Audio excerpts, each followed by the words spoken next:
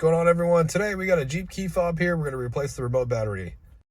Alright, so what you're going to want to do with the key fob, alright, so with your Jeep key fob, what you're going to want to do to open it up to replace the battery is if you look right here on this side of the remote, okay, there's going to be a slit right here. We're going to use a flathead screwdriver, and we're just going to use it to pry the remote in half, or open, okay, like just like that, okay.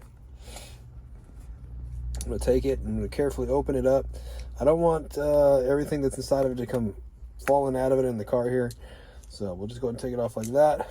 This piece right here will come right out. Okay. Be careful with it. Right. So it looks, and right here on the back of the remote is where the battery is located. And we're just going to pry this out like this. And I'll show you what size the battery is if you're changing it. And right here.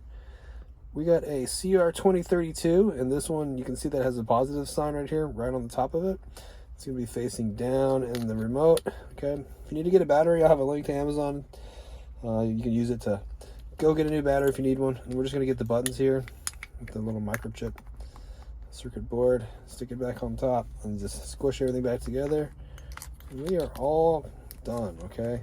So I hope the video was helpful, and if it was, appreciate you dropping me a like, leave me a comment. See you guys in another video.